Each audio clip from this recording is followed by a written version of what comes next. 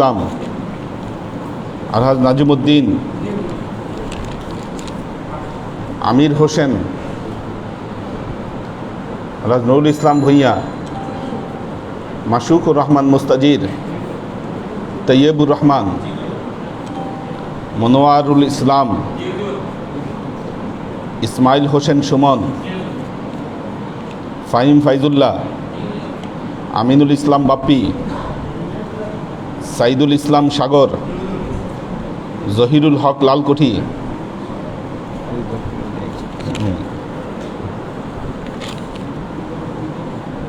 আলহাজ আব্দুস সাত্তার, আমিনুল এহসান তুহিন, মোহাম্মদ নাসিরুদ্দিন, শাহাবুদ্দিন শেখ রূপম, ইশতিয়াক রব্বি, Suman Mia, doctor engineer Shafiqul Islam, আলহাজ মাকসুদ ওমর, মরহুম মেজবা উদ্দিন, আনাফুল হক আর কি, মাকসুদ ওমর, আব্দুর রাজ্জাক, কাউসার আলম আলাল, মোহাম্মদ নূর হোসেন, শাকিল মজুমদার,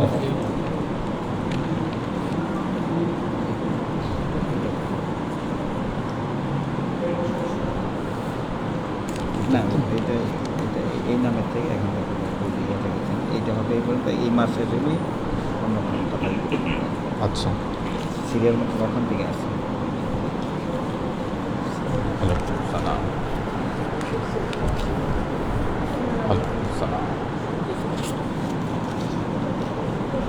ফখরুদ্দিন মোবারক বাবু, বাবু ও আছে, শামসুল আরিফিন, আবু তালেব, হাফিজ আল আসাদ নয়ন,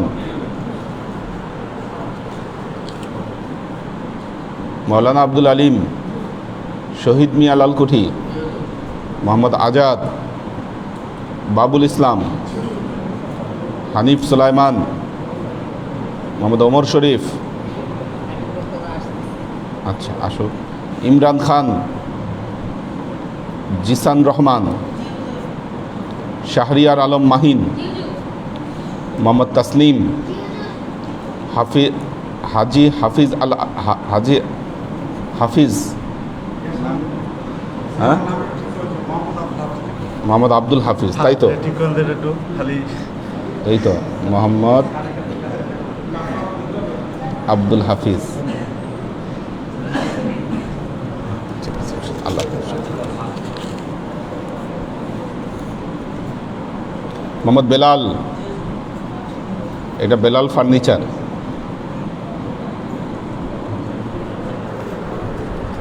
একজন হলো বেলাল আচার, একজন বেলাল ফার্নিচার, লেবু লেবু লেবু বেলাল লেবু, হ্যাঁ ওই যে এটা বেলাল লেবু। আচ্ছা শামসুল মাহমুদুল হক ফাহিম,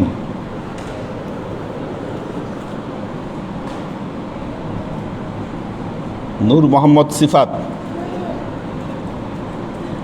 কামাল পাশা, শাহজাহান মজুমদার, নাকি তাই না? এটা কি লেখা তো বোঝা যায় না। মোহাম্মদ সাইফুল ইসলাম, মোহাম্মদ সাইফুল ইসলাম, মারুফুর রহমান, নাসিমুল ইসলাম পটল, মনিরুজ্জামান মনির, মোহাম্মদ হাসান, তাজুল আলম তামিম,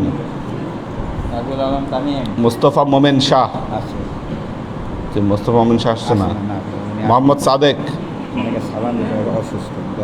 রকিবুল মোমেন শাহ, আব্দুল কাদের, ইমরান খান, কাজী শফিকুল ইসলাম, মোহাম্মদ আব্দুল আউয়াল, সৈয়দ। আমরা এই নিয়ামত প্রকৃত অবস্থায় যেন আল্লাহর কাছে বুঝতে পারি, ঠিক আছে, এইগুলো চাই। নিয়ামত কেন, কি আঙ্গিকের নিয়ামত? এই কারণে নিয়ামত যে ওলি আল্লাহ হাসুদের সৌবত ছাড়া যে জীবনটা, সেই জীবনটা সম্পূর্ণ শয়তানের দখলে। শয়তান আমাদের উপর এত মারাত্মকভাবে গালে, মানে জয়যুক্ত, যে ও যেভাবে আমাদেরকে বুঝায় আমরা সেভাবে বুঝি, যেভাবে আমাদের কার্যক্রম করায় সেভাবে আমরা করি। ওর বাইরে একটা একমাত্র ওলি আল্লাহ হাদি মুর্শিদের সৌবতে যখন আসছে শয়তান ওলি আল্লাহ হাদি মুর্শিদকে ভয় পায়। কেন ভয় পায়?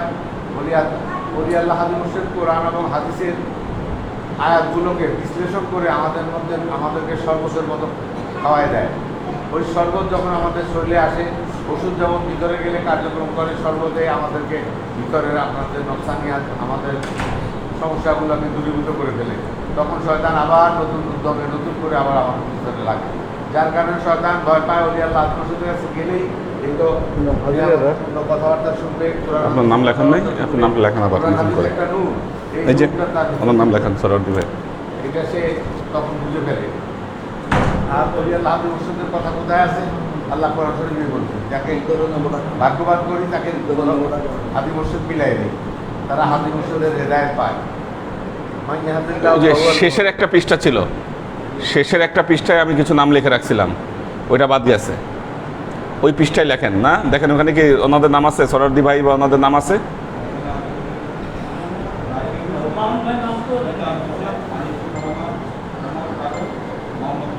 এনাদের নাম লেখেন, এই যে যাদের নাম লেখা হয়নি লেখেন, লেখেন নামগুলো। হ্যাঁ, ঠিক আছে, ওরা দায়িত্ব দিয়ে যাও। হ্যাঁ, দরবারে আমরা যে কার্যক্রমগুলো করি সম্পূর্ণ যেন আল্লাহর হস্তে করতে পারি। হুজুরের শিক্ষা থেকে আল্লাহর হস্তে কার্যক্রম করতে পারলেই শয়তান আমাদের ভিতরে ঢুকতে পারবে না। কারণ যে কোনো কাজটা আমি চিন্তা করবো যে এটাকে আল্লাহর জন্য করতেছি না আমার নকশানিয়াতের জন্য করতেছি, অটোমেটিক্যালি এই প্রুভ হয়ে যাবে। এবং হুজুর একটা কথা বলছেন যে যখন আপনার ভিতরে এই বুঝটা আসবে যে এই কার্যক্রমটা শয়তানি কার্যক্রম, এই কার্যক্রমটা হুজুরের শিক্ষামতার কার্যক্রম নয়, তখনই আপনি বুঝবেন যে শয়তানের ফেরেবাজি আপনি ধরে ফেলতে পারতেছেন। তখন আপনি যেন তার বিরুদ্ধে লাগতে পারেন। ওলি আল্লাহ হাদি মুর্শিদের কথা চিন্তা করবেন যে হুজুর কী শিক্ষা দিচ্ছে এই মুহূর্তে, এই বিশেষ মুহূর্তে হুজুরের শিক্ষা কী, সেই শিক্ষাটা যদি আমি কাজে লাগাইতে পারি তাহলে ওই বিশেষ মুহূর্তে শয়তানের হাত থেকে আমি বেঁচে গেলাম। এইভাবে প্রত্যেকটা ক্ষেত্রে হুজুরের শিক্ষাটা দীক্ষা আকারে আমি যখন কার্যক্রমে পরিণত করবো তখন আল্লাহ কাজ হয়, আল্লাহ কাজ রহমত আমি পাবো। হুজুর থেকে শিক্ষা নিলাম, সেটা আমার কাছে যখন ইমপ্লিমেন্টেশনের দায়িত্ব আসলো আমি যেন ইমপ্লিমেন্ট করতে পারি, কাজে লাগাইতে পারি, সেই চেষ্টাটা সার্বক্ষণিক থাকতে হবে আমাদের। কারণ হলো আমাদের সামনে বড় একটা গৃহ পড়ে আছে, সেটা হলো কবর। সেই ঘরে আমাকে ঢুকতে হচ্ছে, সেখানে আর কেউ আমার কাছে যাবে না। কবরের কাছে হুজুর সাল্লাল্লাহু আলাইহি সাল্লামের শিক্ষা, আমাদের ওলি আল্লাহ আত্মসুদের শিক্ষা যে মাইয়িতকে কবরে শোয়াবার পর দোয়া দুরূদ করো, কিছুক্ষণ অবস্থান করো, যাতে তার সওয়াল জবাবটা সহজ হয়। এখন তাই হইতেছে মিনহা খালাকনাকুম ওয়া ফিহা নুঈদুকুম ওয়া মিনহা নুখরিজুকুম তারাতান উখরা। এই দোয়া নাকি পড়া লাগবে না, আমাদের নন্দী ভাই খবর নিয়ে আসছে।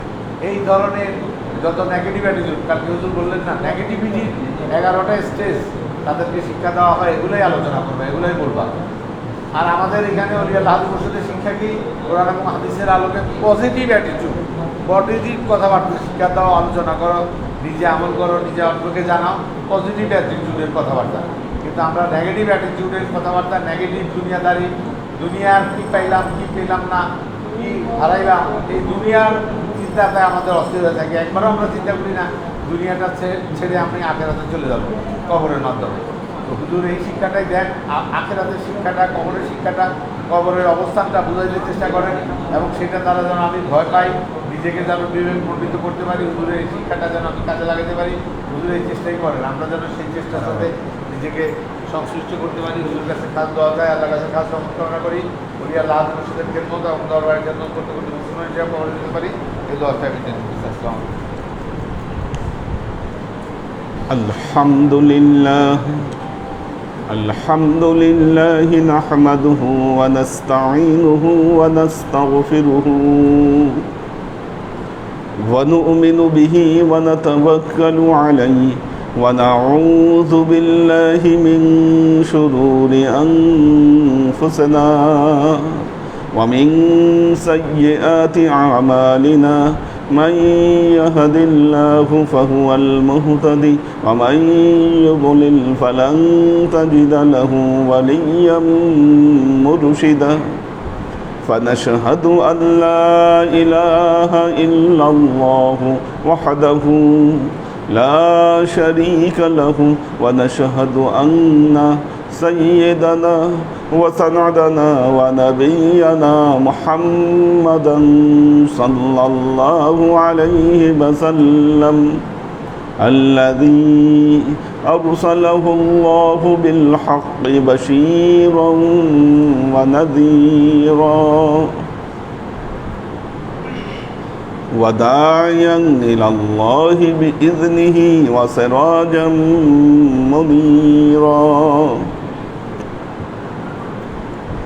وقال الله تعالى في كلامه المجيد وفرقانه الحميد ما كان محمد أبا أحد من رجالكم ولكن رسول الله وخاتم النبيين وكان الله بكل شيء عليما إن الله وملائكته يصلون على النبي يا أيها الذين آمنوا صلوا عليه وسلموا تسليما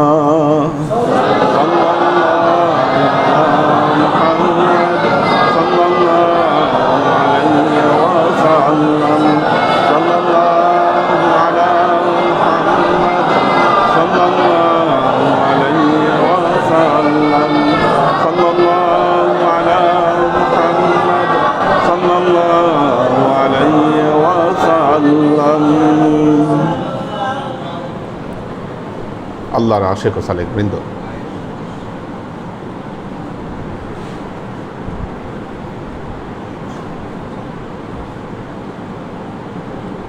রবিউল আউয়াল মাস আমাদের যাচ্ছে।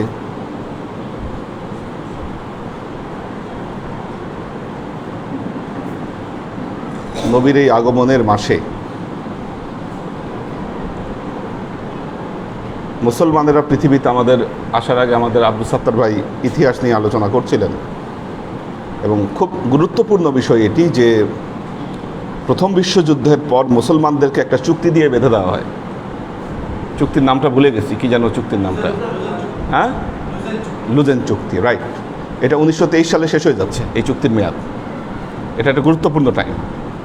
আর এজন্যই ইসরায়েল কয়েকদিন আগে প্রেসিডেন্ট এরদোয়ান তাকে সরাই দিতে চাইছিল কুয়ের মাধ্যমে। আপনারা জানেন এটা, যে তুরস্কে একটা কু ঘটিয়েছিল এবং এই কুয়ে প্রকাশ্য মদদ দিয়েছিল ইসরায়েল। উদ্দেশ্য ছিল এরদোয়ানকে হটায় দেওয়া। হটায় দিতে পারলে এই চুক্তি আবার নবায়ন করবে। এই জন্য এই চুক্তি যদি নবায়িত না হয় মুসলমানদের উপরে বিরাট একটা অভিশাপ কেটে যাবে। আর এই যে ফেতনাবাদ, যারা কথায় কথায় বিভিন্ন ফেতনা লাগায়, এটা করা যাবে না, এটা করা যাবে না, এই যে একটা দল, একটা গ্রুপ বের হয়েছে, যাদের মূল সেন্টার হলো মদিনা ইউনিভার্সিটি, উম্মুল কুরা ইউনিভার্সিটি, আজহার ইউনিভার্সিটি, কি এটা হচ্ছে এদের মূল সেন্টার। একটা মজার তথ্য আপনারা শুনলে অবাক হবেন, ইসরায়েলকে মুসলমান দেশগুলোর মধ্যে প্রথম স্বীকৃতি দিয়েছে মিশর। ইসরায়েলকে স্বীকৃত দানকারী প্রথম দেশ হচ্ছে মিশর। আর এই মিশরে অবস্থিত আল আজহার ইউনিভার্সিটি। কাজেই এদের প্রোডাকশন মুসলমানদের জন্য পজিটিভলি কাজ করবে, এই কথা ভাবা আমাদের জন্য আসলে আমাদের মূল সমস্যা হলো মুসলমানেরা আজকে ইতিহাস চর্চা করে না।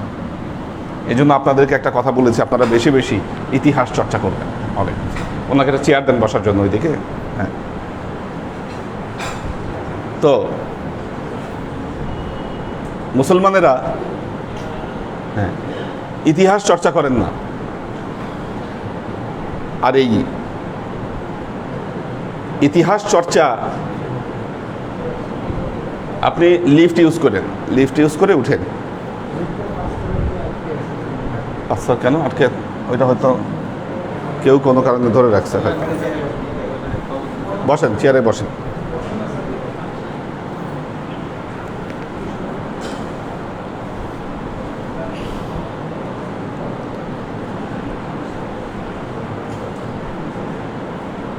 আল্লাহর আশিক ও সালেক বৃন্দ, যখন উলিয়া উলিয়াদের ইসলাম এই পৃথিবীতে ছিল, মুসলমানদের আধ্যাত্মিক শক্তি, আধ্যাত্মিক চেতনা মুসলমানদের জাগ্রত ছিল, যে কারণে মুসলমানদের উপরে পৃথিবীর কোনো কওম, কোনো জাতি এদের উপরে সুবিধা করতে পারেনি। আজকে এই মুসলমানদেরকে শেষ করে দেওয়ার জন্য নতুন নতুন মতবাদ ইসলামের মধ্যে প্রবর্তন করা হয়েছে, আর এই সমস্ত মতবাদের মাধ্যমে আমাদেরকে ধোঁকা দেওয়া হচ্ছে।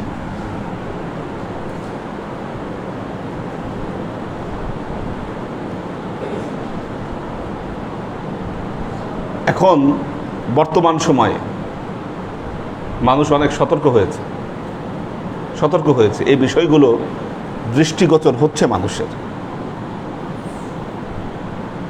এমন একটি সময় আমাদের এখানে মোহাম্মদিয়া দরবার প্রতিষ্ঠিত হয়, এর সাথে সাথে প্রতিষ্ঠা করা হয়েছে ইসলামী দর্শন ও গবেষণা প্রতিষ্ঠান। দেখুন, শুধু দরবার ভিত্তিক নয়, তার সাথে ইসলামী দর্শন ও গবেষণা প্রতিষ্ঠান। আব্বার এই প্রতিষ্ঠা করার মূল উদ্দেশ্য ছিল যেখানে ইসলামিক ফিলোসফি নিয়ে গবেষণা হবে, আর এই গবেষণার যে ফসল, এই ফসলের মাধ্যমে ইসলামের বিরুদ্ধে যারা ষড়যন্ত্র করছে তাদের মুখোশগুলোকে উন্মোচন করে দেওয়া যাবে।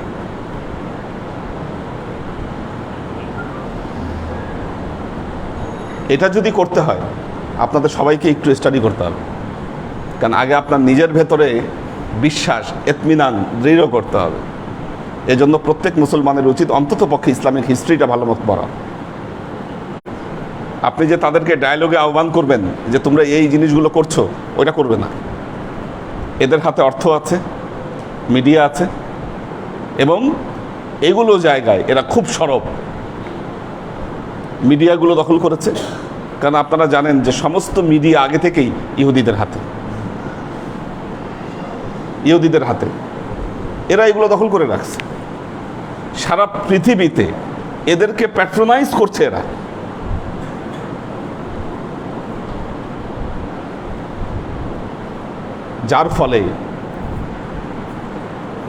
যার ফলে আমরা হক আর বাতিলের মধ্যে পার্থক্য বুঝতে পারছি না। আজকে সৌদি আরবের শাসক গোষ্ঠী যা করছে, এটা কি ইসলাম? বলেন, অন্তর কি বলে? আপনার অন্তরকে প্রশ্ন করেন। তাহলে কথায় কথায় আপনি এদের উদাহরণ দেন কেন? হ্যাঁ, যারা দেখবেন যে এই রেফারেন্সগুলো বেশি দেয়, প্রথমত হচ্ছে তাদের কোরআন হাদিস সম্পর্কে ন্যূনতম কোনো জ্ঞান নাই। আপনি যদি জিজ্ঞাসা করেন, ভাই তুমি এই মতবাদ কই পাইলা? ওই অমুক হুজুর বলছে, অমুক হুজুর বলছে। কারণ এরা এখন সরব, খুব মানুষের কাছে সহজলভ্য, সহজেই মানুষ এদের বক্তব্যগুলো পাচ্ছে, ভরা। ঠিক আছে? এবং আপনি যদি ভিউ দেখেন, এদের যে ভিউ, তাদের কাছে অন্যান্য আলেমদের যে ভিউ, এটা দাঁড়ানোরই সক্ষমতা নাই। কারণ ফেসবুকে ভিউ কিন্তু বাড়ানো যায়, বুস্ট করলে এটা পৌঁছাবে বেশি মানুষের কাছে। সেই কাজ করতেছে না। তো আল্লাহর আশিক ও সালেক বৃন্দ, একটা কথা মনে রাখবেন, ষড়যন্ত্র যাই করুক, ইসলামের বিজয় হবেই। একে দমিয়ে রাখা যাবে না। যুগে যুগে মুসলমানেরা যখন নবীর আসল পথকে তারা ছেড়ে দিয়েছে,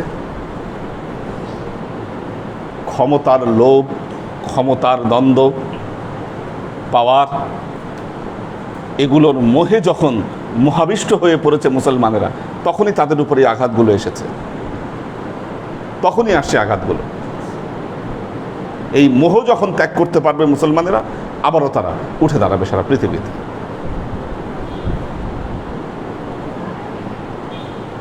আল্লাহর আশেক ও সালেক বৃন্দ, আমরা মোরাকাবা নিয়ে আলোচনা করছিলাম। মোরাকাবা, মোরাকাবা কি? মানুষের স্পিরিচুয়াল জার্নি। কথাটা কি বললাম? স্পিরিচুয়াল জার্নি, আধ্যাত্মিক ভ্রমণ। আধ্যাত্মিক ভ্রমণ, আধ্যাত্মিক ভ্রমণ কে করেছেন? মুহাম্মদ মুস্তাফা সাল্লাল্লাহু আলাইহি ওয়াসাল্লাম। কি আধ্যাত্মিক ভ্রমণ করেছেন কে? আমার নবী মুহাম্মদ মুস্তাফা সাল্লাল্লাহু আলাইহি ওয়াসাল্লাম। কয়টা হাদিস চান? কি মেরাজ না শুধু? মেরাজ তো হচ্ছে আধ্যাত্মিক ভ্রমণের সর্বোচ্চ রূপ। আর মেরাজ কিন্তু শুধু আধ্যাত্মিক বললে হবে না। আমাদের আহলে সুন্নাহ ওয়াল জামাতের বিশ্বাস হচ্ছে মেরাজ আধ্যাত্মিক ছিল না, বরং এটা সশরীরে ছিল মেরাজ। মেরাজকে শুধু আধ্যাত্মিক বললে ভুল হবে, তাহলে কিন্তু এটা আত্মিক হয়ে যাবে। একটা উদাহরণ দেই, সহিহ বুখারী। সহিহ বুখারী আমরা কয়েকদিন আগে হাদিসটি পড়িয়েছি। আল্লাহ নবী ঘুমিয়েছেন, স্বপ্নে দেখলেন দুইজন লোক আল্লাহর নবীকে নিয়ে যাত্রা শুরু করলো। মনে আছে কিনা হাদিসটা? যাত্রা পথে কিছু দৃশ্য দেখতে পেল আল্লাহর নবী। একজন লোকের মাথা ফেরেশতারা পাথর দিয়ে ভেঙে দিচ্ছে, আবার ফিরে আসতেছে, আবার পাথর মারতে মারতে ওই মাথাটা ঠিক হয়ে যাচ্ছে, আবার পাথর এনে মাথা ভেঙে দিচ্ছে। কি এইভাবে একজন লোককে দেখতে পেলেন। আর একজন লোককে দেখতে পেলেন হ্যাঁ রক্তের নদীর মধ্যে সে সাঁতার কাটছে। এইভাবে বেশ কিছু দৃশ্য দেখতে পেলেন। শেষ পর্যন্ত ওই দুই ব্যক্তি নিজেদের পরিচয় দিলেন। একজন বললেন আমি জিব্রাইল, অপরজন বললেন আমি মিকাইল। এবং আল্লাহ নবীকে নিয়ে যে ভ্রমণ করেছিলেন, বিরাট হাদিস, ওই কথায় না যাই। এক একটা জায়গার যে জিনিসগুলো দেখেছিলেন সেগুলোর ব্যাখ্যা ওনারা দুইজন দিলেন।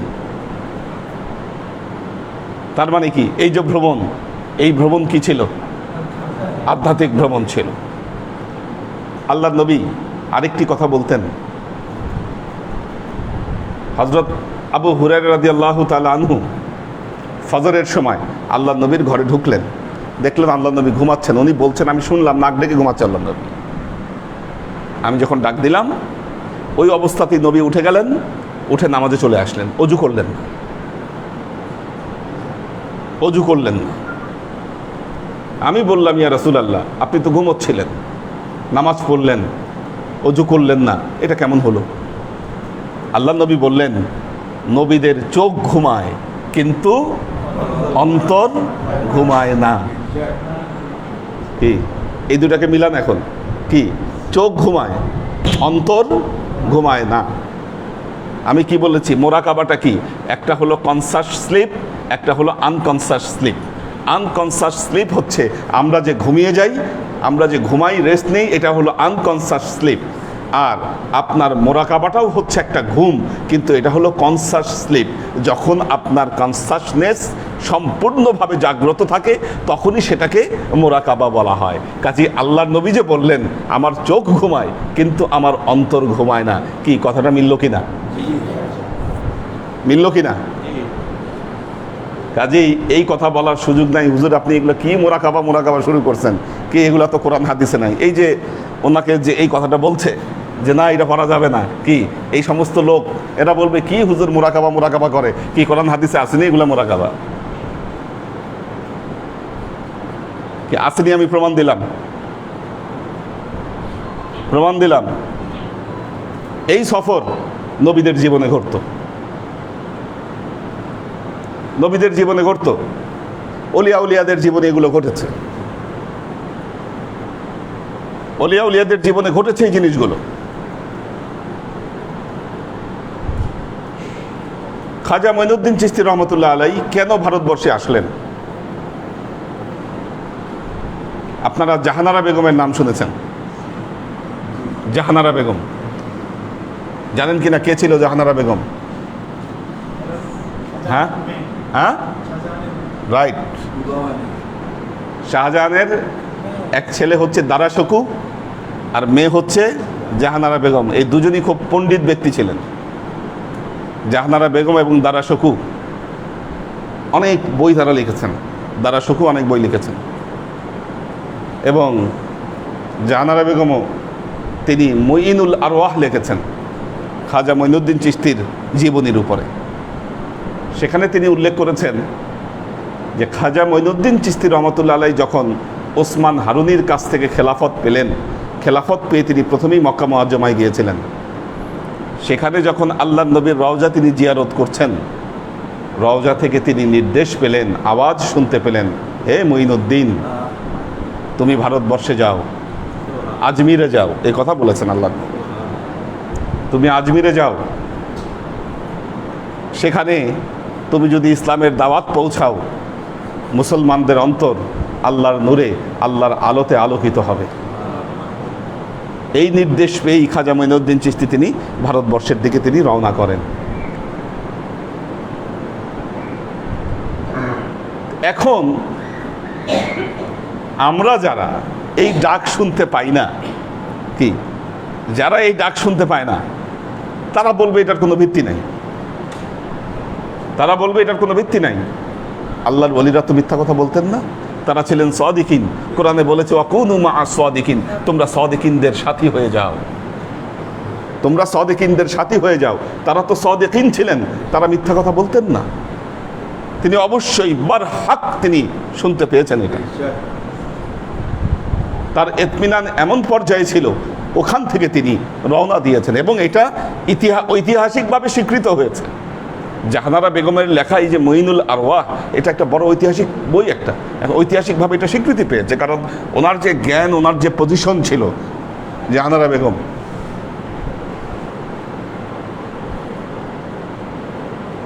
কাজেই অলিয়া উলিয়াদের জীবনে এগুলো অনেক ঘটনা ঘটেছে। তবে হ্যাঁ, তাদের যে রিয়াজত, তাদের যে সাধনা, এই রিয়াজত সাধনার সাথে আমাদের রিয়াজত সাধনার অনেক গ্যাপ হয়ে দাঁড়িয়েছে, গ্যাপ হয়ে দাঁড়িয়েছে। এবং গ্যাপ হয়ে দাঁড়িয়েছে বলেই আমরা ওই রকম যে ফলাফল যেটা পাওয়ার সেটা আমরা পাচ্ছি না, সে পাচ্ছি না। কঠিন সাবজেক্ট হয়ে দাঁড়িয়েছে আমাদের জন্য এটাকে রক্ষা করা।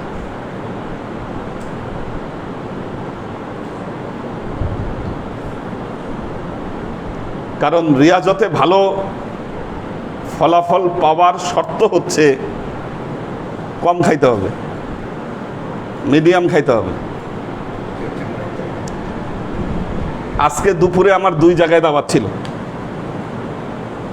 এক লাঞ্চের জন্য 2 জায়গায় দাওয়াত। একটাতে অ্যাটেন্ড করতে পারছি, আরেকটাতে পারি নাই। পরে ক্ষমা চেয়ে নিচ্ছি যে না, পারলাম না। এত দাওয়াত খাইলে সমস্যা আছে। মাঝে মধ্যে হ্যাঁ ঠিক আছে, আপনারা এখানে যেটা অ্যারেঞ্জ করেন, রমজান মাসে ওনারা কিছু অ্যারেঞ্জ করে, ওগুলো ঠিক আছে, মাঝে মধ্যে এটা হতে পারে। ওটা একটা আলাদা, আবার সেটার একটা বিষয় আলাদা। কিন্তু যখন সফরে টফরে যাই, এই যে আমাদের শামসুল ভাই সফরে নেয়, আমরা জামালপুরে সফরে যাই, কি ওই সময় এত ফুজুল খাওয়া দাওয়ার দরকার নেই। সফর জিনিসটা অন্যরকম, এত খাওয়া দাওয়া তখন সিম্পল কিছু হলেই কিন্তু যথেষ্ট। প্র্যাকটিস করতে হবে আস্তে আস্তে, এগুলো আমাদেরকে, এগুলো প্র্যাকটিসে আনতে হবে আমাদেরকে।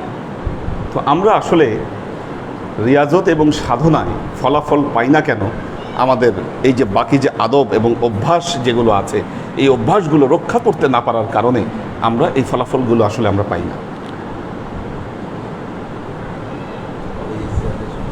সুফিদের জীবন থাকবে ভিন্ন মাত্রায়, ভিন্ন মাত্রায়।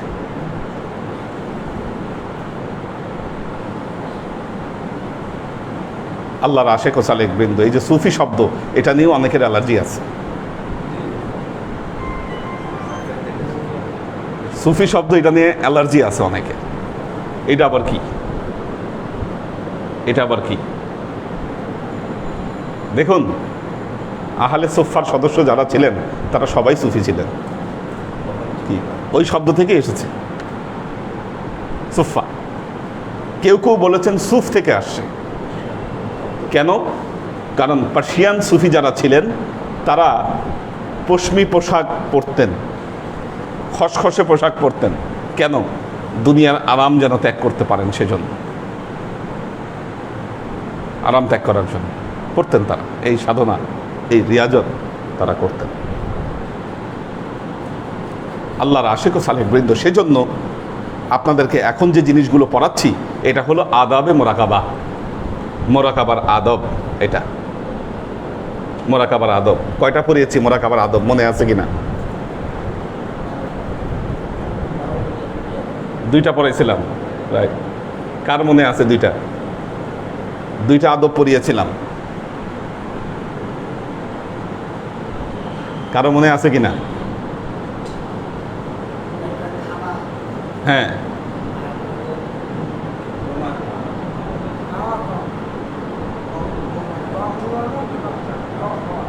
হ্যাঁ,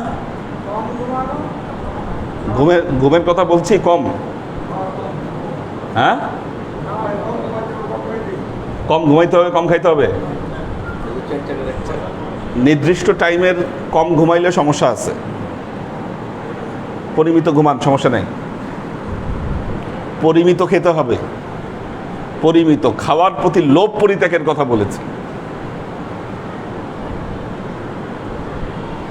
খাওয়ার প্রতি লোভ পরিত্যাগ বা খাবার যে একটা নেশা, এটাকে পরিত্যাগের কথা বলা হয়েছে। খাবারের প্রতি নেশাটা পরিত্যাগ করতে হবে। হ্যাঁ, আকর্ষণটা। চায়নার মানুষ, চায়না খুব পরিশ্রম করে তারা। চায়নার মানুষ, ও কার কি ধর্ম ওইটার কোনো চিহ্ন নাই, ওখানে কোনো বালাই নাই চায়নায়। আর মাশাল্লাহ যা কামায় ওরা, আমার মনে হয় ওই খাইই শেষ করে। আরব দেশের মানুষ দেখবেন খাইতে বসলে সামনে বিরাট খাবার নিয়ে বসে, কিন্তু খায় না, ফেলে দেয়। আর চায়নার মানুষও রেস্টুরেন্টে গেলে দেখবেন সামনে বহুত খাবার নিয়ে বসছে, কিন্তু সব খাইয়ে উঠবে ওরা। মানে দেখলে মনে হয় ইয়াজুজ মাজুজ খাইতে বসছে। সাইজও তো ছোট ছোট, কিন্তু ওদের খাওয়া দেখলে আপনি অ্যাস্ট্রোনাইজড হয়ে যাবেন যে সর্বনাশ। এই কাঠি দিয়ে দিয়ে খাচ্ছে, কাঠি দিয়ে খায়, হ্যাঁ, এমনি খাচ্ছে। অদ্ভুত অদ্ভুত খাবার তাদের। মানে এমন কিছু নাই যে জিনিস তারা খায় না। তো এই যে 2টো আদবের কথা বলেছিলাম, আদবের কথা, 2টো আদবের কথা বলেছি। 12টা পড়াবো, মনে রাখতে হবে আপনাদের। হ্যাঁ, হ্যাঁ, প্রথম বলেছিলাম সোহবত ঠিক করতে হবে। এটা হচ্ছে সবচাইতে গুরুত্বপূর্ণ, সোহবত ঠিক করতে হবে।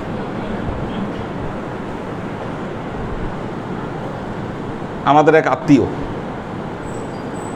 পরিচিত, ভালো ব্যবসা করে, নামাজ টামাজ পড়ে। কয়দিন পর একজন বাউলের সাথে তার সখ্যতা হলো, নাম করা একজন বাউল। নাম বলি টুনটুন বাউল,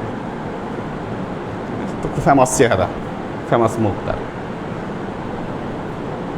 এমন পাগল হলো তারে নিয়ে এসে বাসায় রেখে দেয়, বাসায় রাখে, রেস্টুরেন্টে খাইতে যায়, এমন জায়গায় যেখানে যায় তারা নিয়ে যায়। মানে তার দিন রাত এর পিছিয়ে ব্যয় করে দিছে।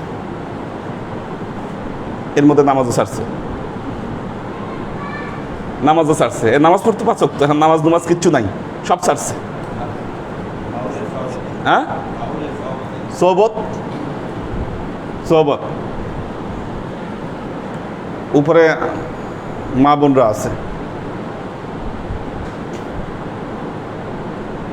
বন্ধুত্ব করছেন খুব বড় লোকের, বান্ধবী, খুব বড় লোকের মেয়ে, আপনার বান্ধবী, নামাজ নাই, পর্দা নাই, বন্ধুত্ব এমন গাঢ় হয়েছে কি দিন রাত আপনি তার বেশি ব্যয় করতেছেন, ঘোরাফেরা, কোনো কিছু বাকি নেই। কি আপনি যতই রিয়াজত করেন, সাধনা করেন না কেন, ওই সোহবতে যখন সময় কাটাবেন কি শেষ হয়ে যাবে। ইয়াং ম্যান এখানে যারা আছে, ইয়াং গ্রুপ, জীবনের কয় ঘন্টা চায়ের দোকানে চা খেয়ে শেষ করছেন কি এই হিসাব মিলান জীবনে, এই পর্যায়ে এসে বলবো আড্ডাবাজি কত ভাল লাগছে এক সময়। সোহবত ঠিক থাকলে আজকে জীবন চেঞ্জ হয়ে যেত, জীবনটা চেঞ্জ হয়ে যেত। কালকে তো বিড়ি খাওয়া সিগারেট খাবার ওয়াজ করছি, বিড়ি খাওয়া সিগারেট খাওয়া ধরছেনও কি বাজে সোহবতের কারণে, এটা বাজে সোহবতের কারণে। বন্ধুরা এমন বন্ধুর পাল্লায় পড়ছেন, মদ গাঁজা জীবনে একবার করে সব খাওয়াই দিচ্ছে, আপনাকে খাওয়াই দিচ্ছে, এগুলো টেস্ট করাই দিচ্ছে। তখন তো খুব খুশি হয়েছে না, কি বন্ধু পাইছি, আল্লাহ অমৃত খাওয়াচ্ছে, মনে করছেন অমৃত খাচ্ছে, কিন্তু জীবন কোথায় যাচ্ছে, শেষ হয়ে যাচ্ছে, টের পাননি আপনি। আপনি জানেন, নিশ্চিন্তে জানেন সে খারাপ মানুষ, আপনি জানেন সে খারাপ কাজ করে, আপনি তার সোহবতে আছেন। তাহলে কিসের রিয়াজত, কিসের সাধনা? তার মানে আপনি যা করছেন এগুলা আসলে কি? এগুলা লোক দেখানো, কাজ হবে না এগুলা দিয়ে, এগুলা দিয়ে কাজ হবে না।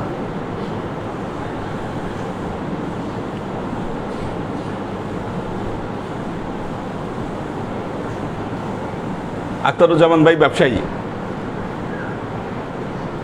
বাংলাদেশের অধিকাংশ ব্যবসায়ীরা বিভিন্ন ক্লাবে যায়, বিভিন্ন ক্লাবের মেম্বার, তাদের ব্যবসা বাঁচানোর জন্যই ক্লাবগুলোতে যায়। কেন? পরিচিতি বাড়ে, বন্ধুত্ব বাড়ে।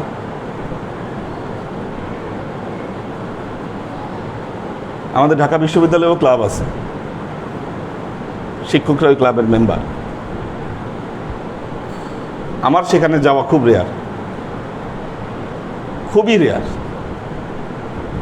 গেলে কি হতো, অন্যান্য শিক্ষকদের সাথে বন্ধুত্ব বাড়তো, রিলেশন বাড়তো। বাড়লে কি হতো, বিশ্ববিদ্যালয়ের বিভিন্ন প্রশাসনিক জায়গায় প্রভাব বিস্তার করতে পারতাম। লাভ কি? শূন্য। সন্ধ্যার পর আমার মাথায় থাকে কখন এখানে আসবো, গুরুত্বপূর্ণ কোনো কাজ না থাকলে চলে আসি। সোহবত ঠিক করতে হবে। সপ্তাহে 3 দিন ক্লাস করেন আপনি দরবারে, কয় ঘন্টা ক্লাস করেন? বড় জোর 1 ঘন্টা, বাকি সময় কই থাকেন? কাদেরকে নিয়ে ঘুরেন আপনি? কাদের সোহবতে আপনি আছেন? আপনার সবচাইতে বজম ফ্রেন্ড যেটাকে বলে, কি সবচেয়ে ঘনিষ্ঠ বন্ধু কে? সে, তার অবস্থা কি? প্রশ্ন করেন এগুলো নিজেকে। আর তাদের সোহবতে থাকলে আপনার পরিণতি কি হবে সেটা নিয়ে আপনি ভাবেন।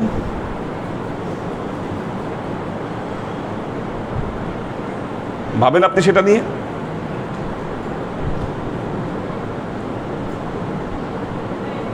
আল্লাহর আশেক ও সালেক বৃন্দ, সোহবত ঠিক না করলে, এখন কেউ আছে কোনো সোহবতই নাই,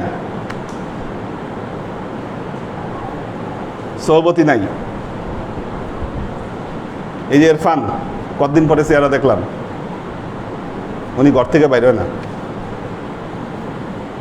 কোনো সোহবত নাই। কি এটা করলেও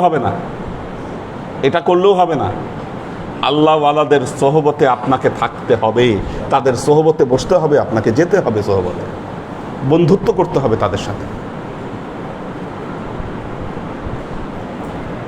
বন্ধুত্ব করতে হবে, তাদের সাথে সময় দিতে হবে। এজন্য আপনাদের যে পারস্পরিক যে রিলেশন, ওইদিন আলী হোসেন ভাইয়ের ওয়াইফ আসছিল, আলী হোসেন ভাইয়ের ওয়াইফ আসছিল। ওই ঈদে মিলাদুন্নবীর প্রোগ্রামের কথা জানতো না কেন? আগে 1 নম্বরে যারা ছিল, 1 নম্বর গ্রুপ আর কি, যারা ছিল সিনিয়র যারা ছিলেন, ওনারা থাকতে ওনাদের মধ্যে একটা যোগাযোগ ছিল। এখন আমার মনে হয় ইয়াংদের মধ্যে এই যোগাযোগটা এখন নাই, বিচ্ছিন্ন।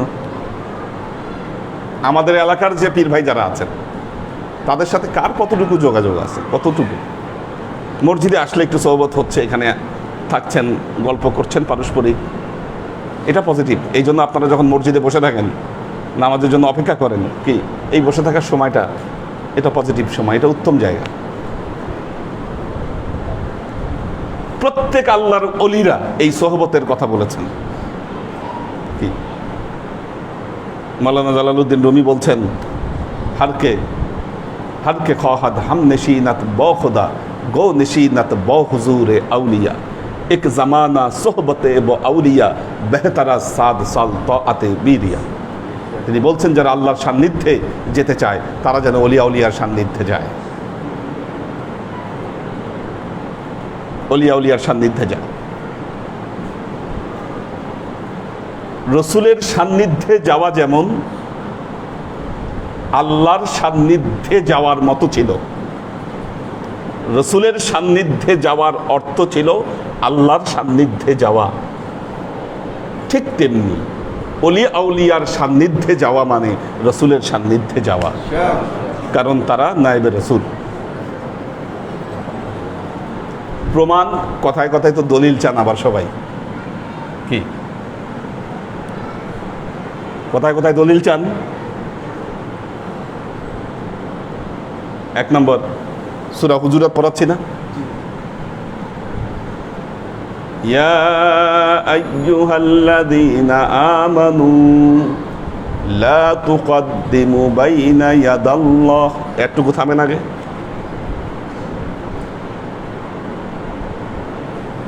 ইয়া আইয়ুহাল্লাযীনা আমানু, হে ঈমানদারেরা, লা তুকদ্দিমু, তোমরা আগে বাড়িও না, বাইনা ইয়াদাল্লাহ, কি বাইনা ইয়াদুল্লাহ, আল্লাহর আগে বাইরো না। কি সূরা হুজুরাত আল্লাহ বলছেন, হে ঈমানদারেরা, আল্লাহর আগে বাইরো না। আল্লাহ তো গায়েব, আগে পারবো কেমনে? কি আল্লাহ তো গায়েব। আপনি সিয়াকুল কালাম দেখেন, কি আল্লাহ তো গায়েব, আগে পারবো কেমনে? হ্যাঁ, তার পরবর্তীতে কি আনছে? ও রসুলিহি, তার মানে কি হাজের তো আছে রসুল, কি আল্লাহ না গায়েব? সামনে হাজের তো রসুল, কাজে রসুলেরও আগে বাইরো না। রসুলের আগে বাড়া মানে আল্লাহর আগে বাড়া।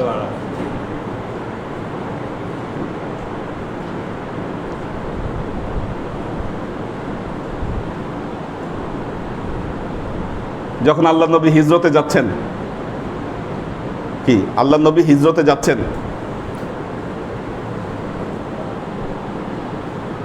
বের হবেন কিভাবে? কাফের মুশরিকরা আল্লাহ নবীকে কি করেছে? ঘিরে ধরেছে, ঘিরে ধরেছে। আল্লাহ বললেন, হে নবী, আপনি একটু ধুলা তুলেন, ছুঁড়ে মারেন। আল্লাহ নবী ধুলা তুললো, ছুঁড়ে মারলো, কি সব চোখে ধাঁধা লেগে গেল, আর দেখতে পেলেন। আল্লাহ নবীর সামনে দিয়ে বের হয়ে আসলেন। আল্লাহ তখন তার উপর ওহী নাজিল করলেন, কি ইদ রমাইতা অমা রমাইতা ইদ রমাইতা ওয়ালাকিন্নাল্লাহা রমা। আল্লাহ বললেন, যখন আপনি ধুলি নিক্ষেপ করেছেন, আপনি তো ধুলি নিক্ষেপ করেন নাই, অমা রমাইতা, আপনি ধুলি নিক্ষেপ করেন নাই। তাহলে কি কে করেছিল ধুলি নিক্ষেপ? ওয়ালাকিন্নাল্লাহা রমা, ধুলি তো আল্লাহ নিক্ষেপ করেছিল।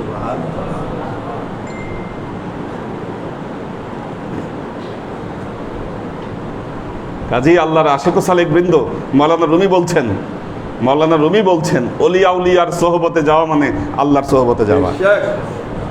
এবং এক মুহূর্ত আল্লাহর ওয়ালিদের সোহবতে থাকা মানে শত সহস্র বছর নিরহংকার ইবাদতের চাইতে সেটা উত্তম। 7 সাল তাআতে বিরিয়া।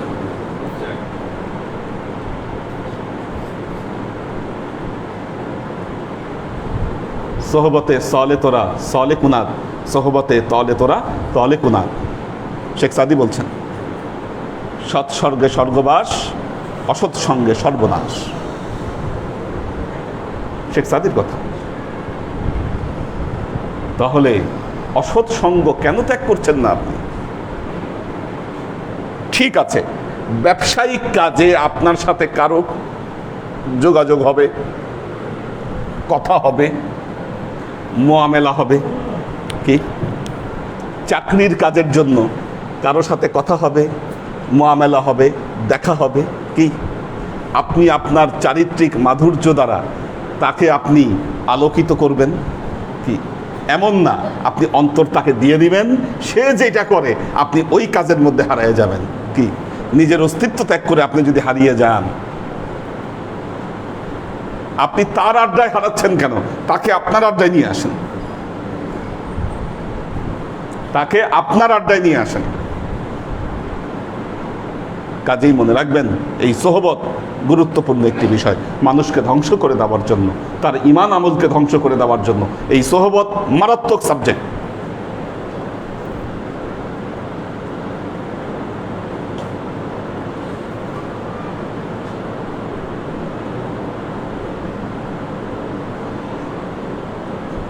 আল্লাহর আশেক ও সালেক বৃন্দ,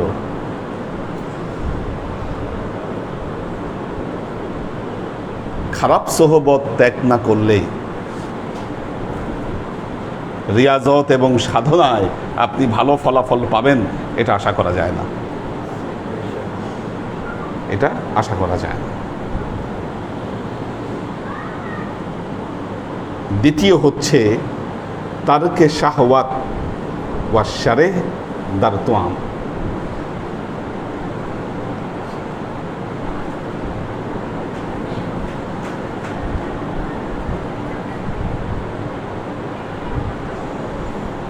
বিষয় হচ্ছে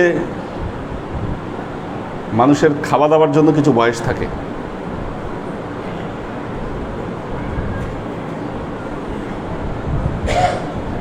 যার বয়স ধরেন 30-র নিচে, সে যদি ডায়েট করে, কি এটা হবে বোকামি, তার ডায়েটের কোনো দরকার নেই, বা তার এগুলা ভাবার দরকার নেই। আপনি যতই খান না কেন শরীর বার্ন করে ফেলবে। বয়স 40 পার হয়েছে, সতর্ক হতে হবে আপনাকে। এখন আপনি আর সব খেতে পারবেন না, নফসকে দমন করতে হবে। কি ইয়াংদেরকে বলছি, ইয়াংদের জন্য না এই মাসালা, বয়স আছে, আর আধ্যাত্মিকতায় পরিপূর্ণতার জন্য একটা লেভেল লাগে। ইয়াংদের জন্য এটা না, আপনারা যত পারেন খান, সমস্যা নাই, ইয়াং যারা আছে। কিন্তু যাদের বয়স হয়েছে অবশ্যই এটাকে কন্ট্রোলে আনতে হবে। কন্ট্রোলে না আনলে ইহকাল এবং পরকাল কি উভয় জগতের জন্য এটা ক্ষতিকর। লোভটা কমাইতে হবে খাবারের প্রতি, প্যাশন কমাইতে হবে। প্যাশন কমাইতে বলছে খাবারের প্রতি। খেতে মানা করেন তার মানে কি খাওয়া দাওয়া বাদ দিয়ে তো আপনি অসুস্থ হয়ে যাবেন? অসুস্থ হওয়া যাবে না।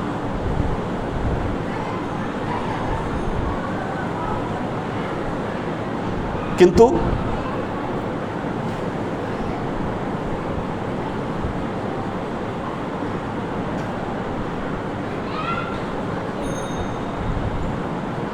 কয়েকবারই দেখেছি আমাদের যখন স্টুডেন্টরা স্টাডি ট্যুরে যায়, ওদের উপর যদি দায়িত্ব দেওয়া হয় তোমাদেরকে এত করে টাকা দিলাম, এই বাজেটের মধ্যে তোমরা যা পাও খেয়ে নাও, তাহলে ঠিক আছে পরিমিত খাবার। কিন্তু খাবার যদি সেন্ট্রালি থাকে তখন কি করে এরা? জোর করে খায়, কে কত বেশি খাইতে পারলো, প্রতিযোগিতা।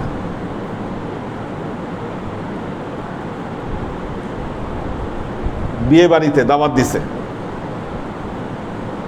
গিফট নিয়ে গেছেন, এটাও আমাদের একটা অপকালচার।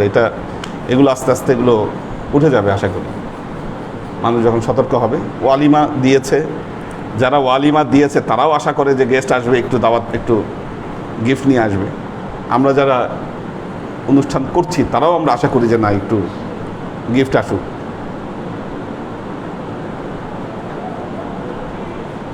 তো এখন যিনি দাওয়াত খেতে গেছেন উনি গিফট নিয়ে গেছেন। আমাদের অনেকের মধ্যে দেখছি এই কালচার, এই জন্য বলছি। গিফট কিনতে টাকা লাগছে, এই জন্য বাসার সবাই নিয়ে গেছেন, আর যাওয়ার আগে এই নির্দেশনা দিয়েছেন খায়া টাকা উসুল করতে হবে, খায়া টাকা উসুল করতে হবে। যেখানে 2 পিস গোশ আপনি খায় সহ্য করতে পারবেন না, 10 পিস খায় আসেন, আপনি জোর করে খাইছেন। অসুস্থ না হয়ে তো কোনো উপায় নাই, আপনার কোনো উপায় নাই। একবার ইন্ডিয়ার সিমলা মানালি ওইদিকে, ওখানে সব থালি সিস্টেম, থালি। অর্ডার করলাম পাঞ্জাবি থালি, বেশ। ইন্ডিয়া তো 100% গেলে ওখানে আমি 100% ভেজিটেবল ছাড়া অন্য কিছু খাই না। এত খাবার নিয়ে আসলো এক থালির মধ্যে, অবাক হয়ে গেলাম, এত খাবার এক থালিতে, প্রচুর খাবার। ভেতরে এটা কাজ করলো, নষ্ট করবো খাবার? টাকা দিয়ে কিনছি খাবার, এখন তো বিদেশে কাউরে দেওয়ারও উপায় নাই। কি দেশে থাকলে না তবরক বানাইলে অন্য কেউ খায়, এখন তো এটা কেউ খাবে না, আমি জোর করেই খাইলাম। তারপর দিন থেকেই অসুস্থ, ধরে পড়ছে পেটে। পরে চিন্তা করলাম যে না, এই মশালা আসলে সব জায়গায় কাজে লাগানো উচিত না, পরিমিত অবস্থার বেশি অবশ্যই খাওয়া ঠিক না। বিদেশে কি অসুস্থ হয়ে পড়ে, এটা বিপদ, তো মহাবিপদ। এই যে খাওয়া দাওয়ার যে অবস্থা,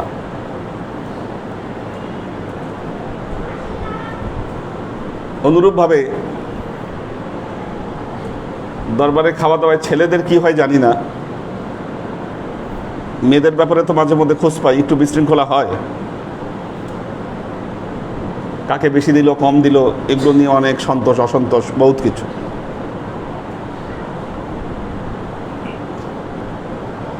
স্বজন প্রীতির অভিযোগ, যে যারা ডিস্ট্রিবিউশন করে নিজেদের লোকদেরকে দেখে দেখে ভালো দেয়।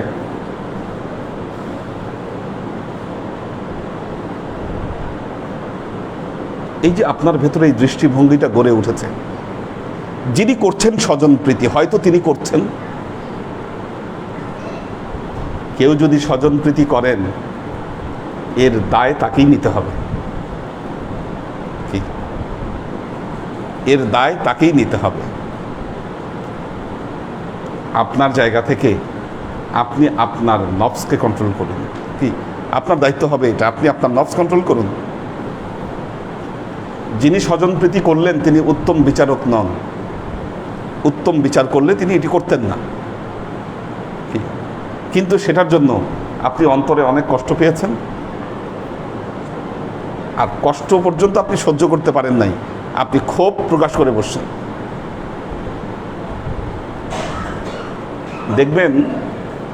দেখবেন বিয়ের অনুষ্ঠানে গেছেন, রোস্ট দিছে আপনাকে,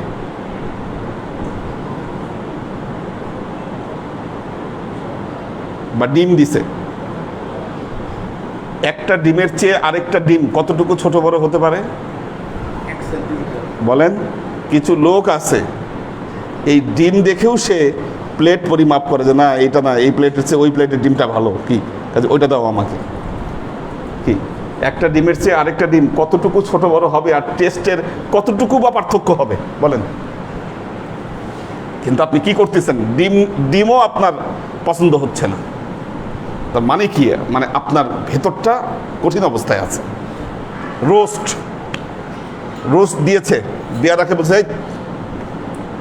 কি রোস্ট দিলি, চেঞ্জ কর। হ্যাঁ, চিনা খাবে না রান খাবে, ঠিক আছে? আর ছোট না বড়, এই বড় দেখে একটা নিয়ে আয়, ভালো দেখে নিয়ে আয়। এই জিনিসটাকে কন্ট্রোল করতে হবে। কি আপনি ব্যাপারটা বোঝাইতে পারছি? তার মানে এই নয় যে খাবার খাবেন না আপনি, বিষয়টা তা নয়। নিয়ামত আল্লাহর, আপনি অবশ্যই টেস্ট করবেন, অবশ্যই খাবেন। নিয়ামত আল্লাহ যা দিয়েছে, তবে হ্যাঁ সেটি পরিমিত এবং নির্লোভ এবং নির্মোহভাবে সেটা আপনি করবেন।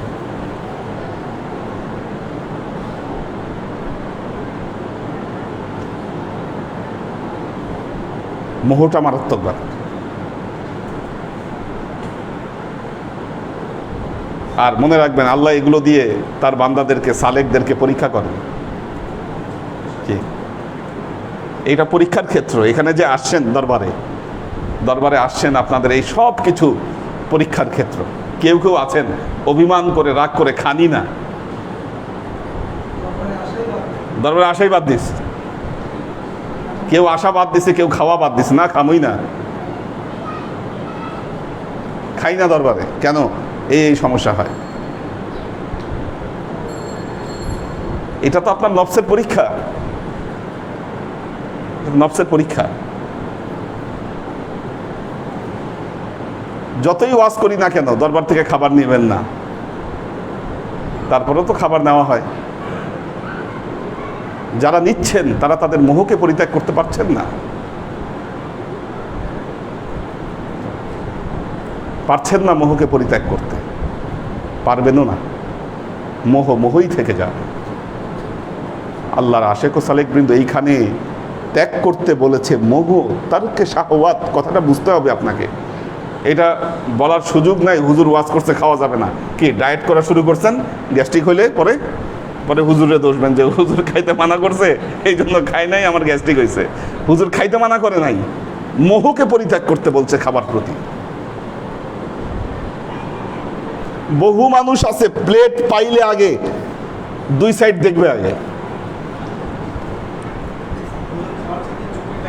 চোখের দেখাটা, আগে সে দুই সাইড দেখবে যে আচ্ছা ঠিক আছে আমার দুই দিকে কি হলো। এই যে চোখের যে মোহটা,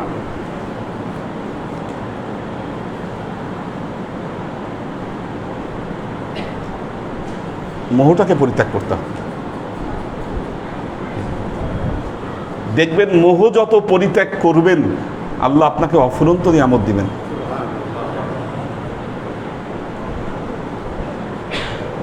অফুরন্ত নিয়ামত দিবেন।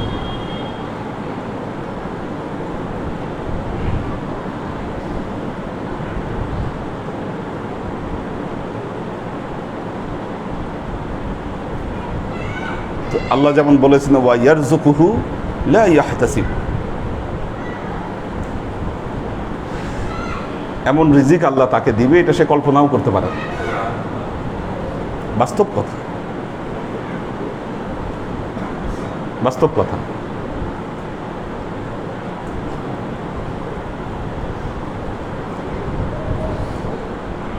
তো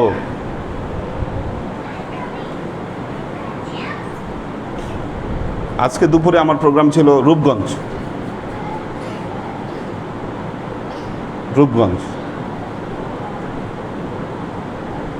ঢাকা থেকে খুব বেশি দূরে না, কাছেই, পাটমন্ত্রী এলাকা রূপগঞ্জ। ওখানে ওই যে পিএইচপির যে মালিক, ওনার এক নাতির বাসায়, নাতি হয় মনে হয়, ওনার প্রোগ্রাম ছিল। বিরাট খাওয়া দাওয়ার আয়োজন করছে সে, বিশাল। দুপুরে আমার আরেক জায়গায় খাবার কথা ছিল, এটা হঠাৎ করে ঠিক হতে আমি ওনার ওই ঠিক রাখতে পারিনি। তবে উনি যেটা করেছে, আবার বক্সে করে খাবার পাঠিয়ে দিয়েছে।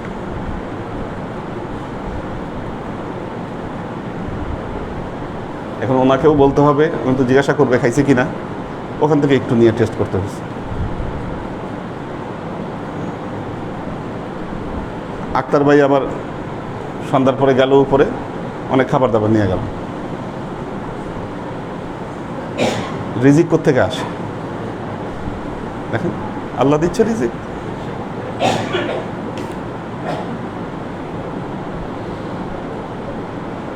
তো আমি ওখানে বসে, রূপগঞ্জে বসে যখন ফোনে এনার সাথে কথা বলতেছি যে ভাই খাওয়া দাওয়ার বিষয়টা একটু পরে, আমি পরে বলতেছি কথাটা। আমার পাশে একজন বললো কি আপনি আবারও খাবেন কোথাও গিয়া, নিয়ে হাসি শুরু করছে। এখানে এই খাওয়া দাওয়ার পর আবারও খাবার প্রোগ্রাম কোথাও।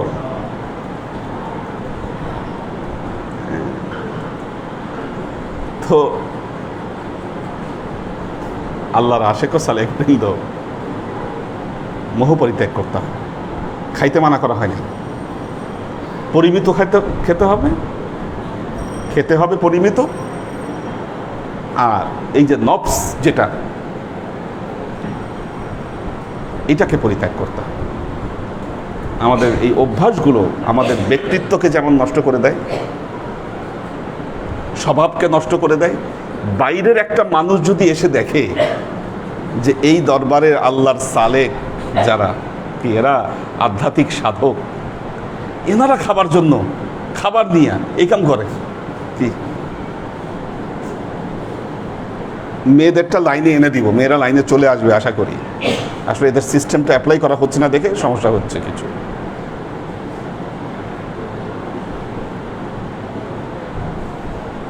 তো আল্লাহর আশেক ও সালেক বৃন্দ, প্রথম দুইটা কি বললাম?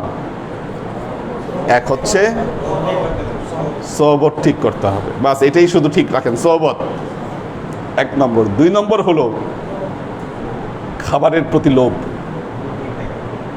বা মোহ, এটা ত্যাগ করতে হবে। মোহ ত্যাগ করুন, এটাই সালেকের পরীক্ষা। ভালো খাবার হবে, ভালো খাবার আসবে, কিন্তু তিনি কি করবেন? নফস দমন করবেন। সালেকের জন্য এটাই পরীক্ষা, মনে রাখবেন। এগুলো ট্রেনিং, আল্লাহর ওলিদের দরবারে এই ট্রেনিং হয়েছে যুগে যুগে, যুগে যুগে হয়েছে। সেখানে আল্লাহ এমন বরকত দিয়েছেন, এখন পর্যন্ত কি হাজার হাজার শত শত মানুষ ওই দরবারগুলোতে খায়, শত শত মানুষ খাচ্ছে ওখানে। বিশেষ করে ইন্ডিয়া, পাকিস্তান,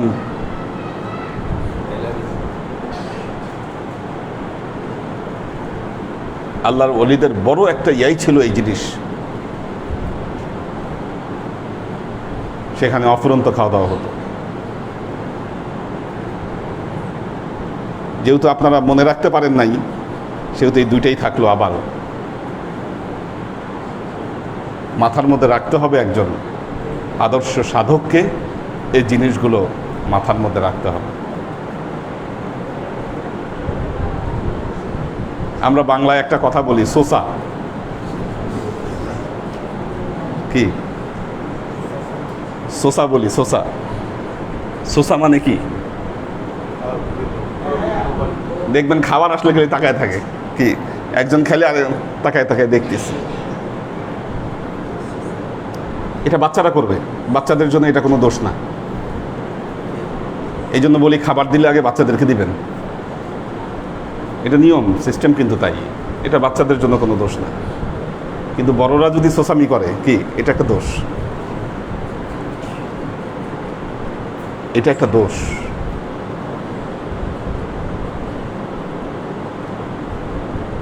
কাজী আল্লাহর আশেক ও সালেক বৃন্দ, দেখেন একটা জিনিস, প্রথমে দেখবেন,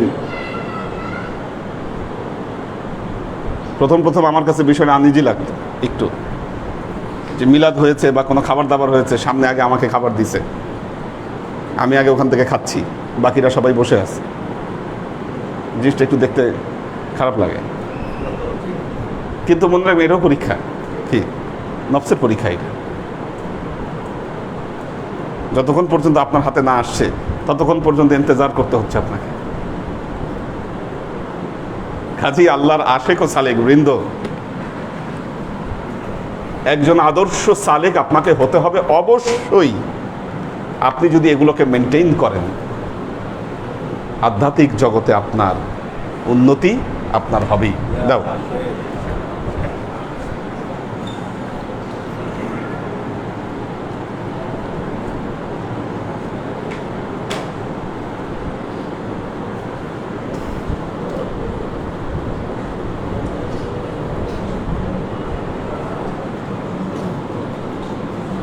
নাজিমুদ্দিন ভাইয়ের ফ্যামিলি আছেন, মোহাম্মদ আলাউদ্দিন মিয়া, আরিফা শেখ, লুনা তাবাসসুম লুবনা, ওমর শরীফ, মোহাম্মদ শাফায়েতুল্লাহ, আমরিন শরীফ, নাসিমুল ইসলাম পটল, ফাহিম আয়মান, ওয়াসিফ আহমেদ জনি, আখতার সুরাইয়া, মোহাম্মদ শাফায়াতুল্লাহ রঞ্জন, হাবিবা আক্তার জেনি, ফাহিম আয়মান, আব্দুর রাজ্জাক, তাসনিয়া মুস্তাজির, ফারুক শেখ, আবির আহমেদ আরিয়ান, মোহাম্মদ ওয়াহিদ, আনোয়ারা শরীফ, ফারুক শেখ মুম্বাই থেকে, ফারুক শেখ, এ হচ্ছে আমাদের আলী হোসেন।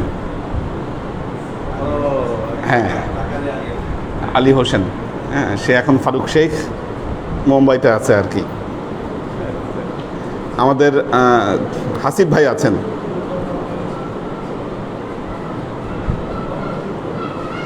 মোহাম্মদ কবির হোসেন, আফ্রিদিতি অনু,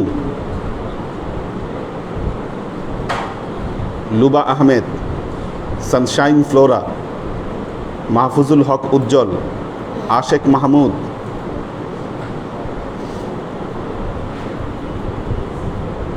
এইচ কে কনক, আবির আহমেদ কলকাতা থেকে আছেন,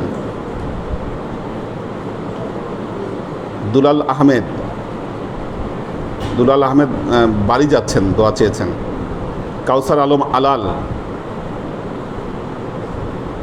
আরহান আহমেদ আয়ান, সাওয়ান খান, মোহাম্মদ সালাউদ্দিন সাদিফ, মোহাম্মদ রুমি,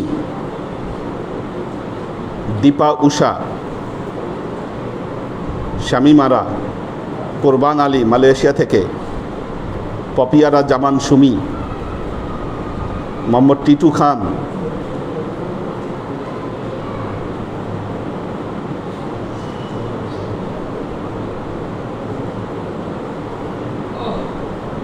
আলাউদ্দিন মিয়া একটি বলেছেন, হুজুর তামাকের জন্মস্থান সম্বন্ধে দয়া করে যদি একটু বলতেন। তামাকের জন্মস্থান কোনটা? তামাকের জন্মস্থান মানে বুঝি নাই।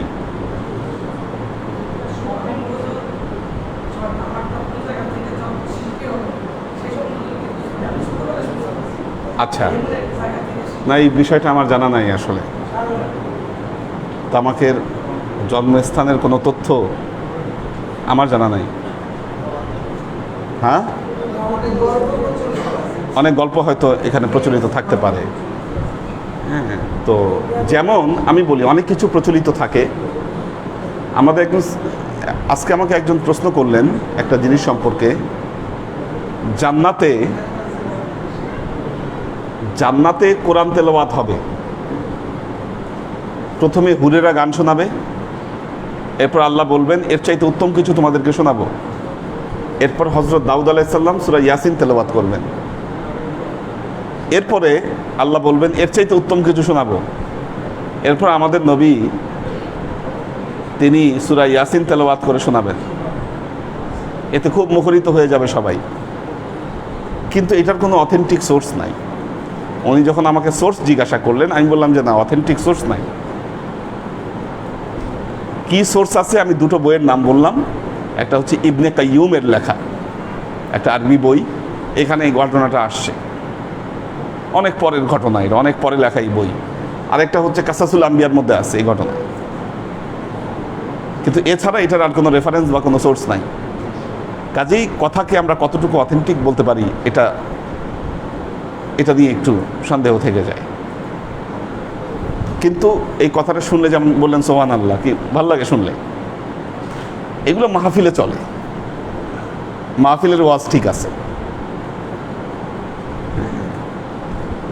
তো আমার বিষয়টা জানা নাই যে তামাক, বাংলাদেশে তামাক তো চাষ শুরু হয়েছে আমাদের ওই এলাকা থেকে শুরু। তামাকের চাষ শুরু, এবং আফগানিস্তান, পাকিস্তান এগুলার বর্ডার অঞ্চলে পপি চাষ করে এরা। পপি চাষ, যেটাতে আফিম বানায়। হ্যাঁ, আফিম বানায় এটা দিয়ে। এগুলো সবই হারাম, এগুলো কোনোটাই বৈধ নয়। তা আমার জানা নাই এই বিষয়টা, ঠিক আছে? আমি জানলে আমি আপনাকে জানাবো।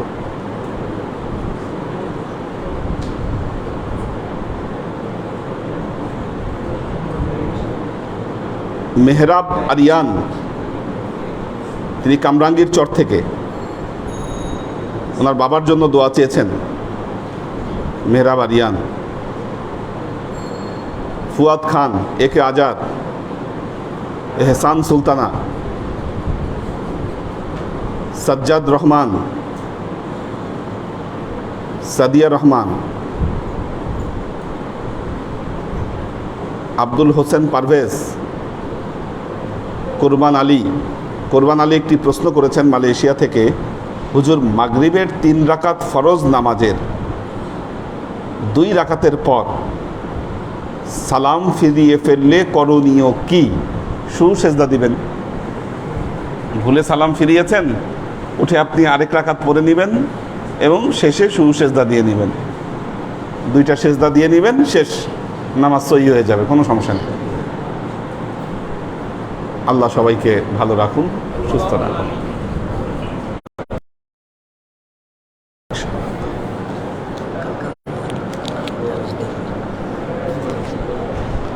اللهم بارك على محمد وعلى آل محمد كما باركت على إبراهيم وعلى آل إبراهيم إنك حميد مجيد। ربنا 20 তারিখে 20 রবিউল আউয়াল আব্বার মৃত্যুবার্ষিকী ছিল, আর 23 তারিখে আজকে মার মৃত্যুবার্ষিকী ছিল।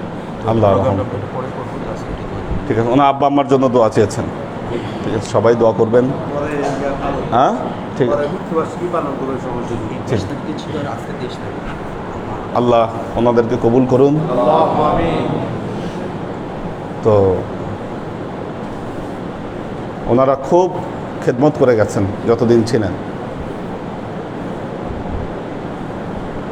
ওনার আব্বা এবং আম্মা দুইজনই অনেক কিছু, হ্যাঁ, অনেক খেদমত করছেন ওনারা, এবং খুব ভক্তির কোনো কমতি ছিল না ওনাদের। এত দূর থেকে নিয়মিত ক্লাসে আসতেন, স্বামী স্ত্রী দুজনই আসতেন। দেখেন আল্লাহর কি ইচ্ছা, ওনার এতদিন গ্যাপ হওয়ার পরেও এখন আবার আল্লাহ ওনাকে ঠিকই নিয়মিত করছেন। এটা আল্লাহর ইচ্ছা।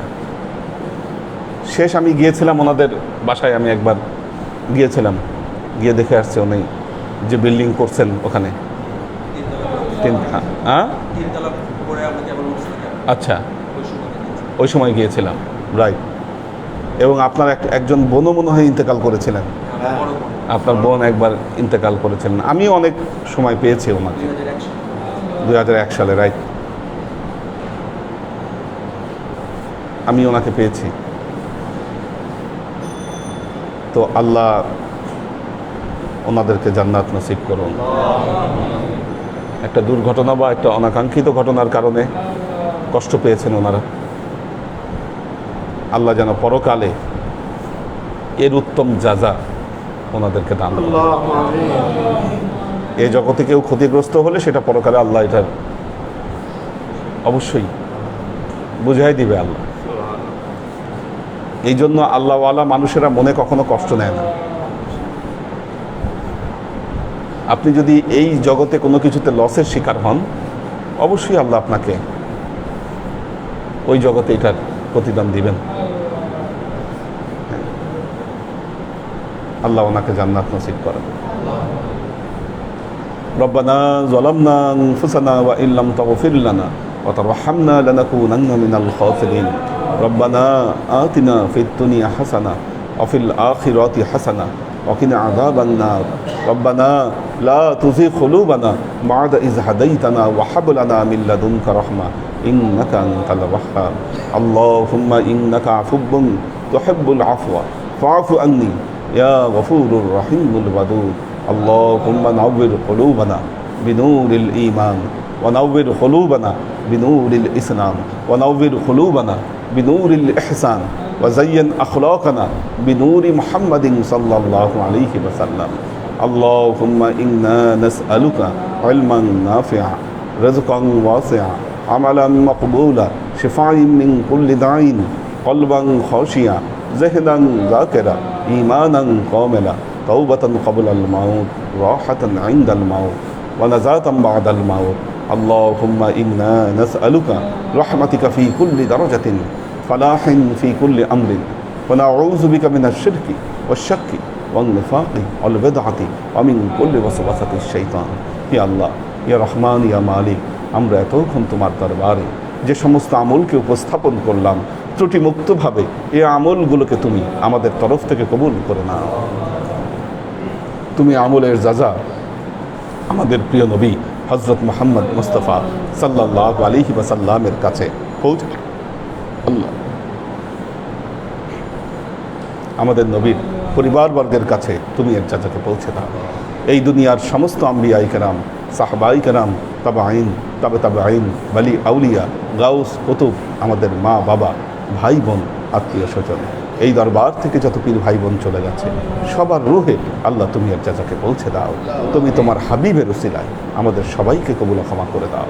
আমাদের জীবন থেকে সমস্ত অভাব অভিযোগ বালা মুসিবত দুঃখ কষ্ট রোগ শোককে দূরীভূত করে দিয়ে দৃঢ় হস্তে তোমার দ্বীনের খেদমতের তৌফিক তুমি আমাদেরকে দান করো। আজীবন যেন তোমার হেদায়েতের পথে প্রতিষ্ঠিত থাকতে পারি সে তৌফিক তুমি আমাদেরকে দান করো।